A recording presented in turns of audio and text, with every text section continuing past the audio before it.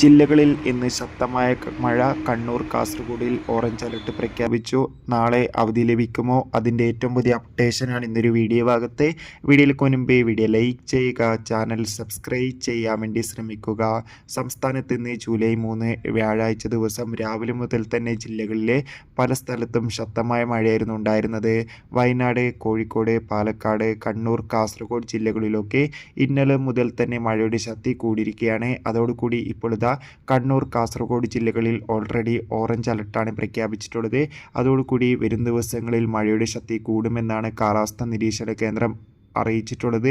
ശക്തമായ കാറ്റോടുകൂടി മഴ പെയ്യുന്നുമെന്ന് അറിയാൻ വേണ്ടി സാധിച്ചിട്ടുണ്ട്.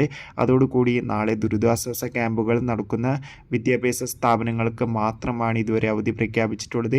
ഇനി കണ്ണൂർ, കാസർഗോഡ് ജില്ലകളിൽ മഴ കാരണം അവധി ലഭിക്കാൻ സാധ്യതയുണ്ട്. അങ്ങനെ അവധി ലഭിച്ചാൽ ആ ഒരു അപ്ഡേഷൻ നിങ്ങളിലേക്ക് എത്തിക്കാൻ വേണ്ടി ചാനൽ സബ്സ്ക്രൈബ്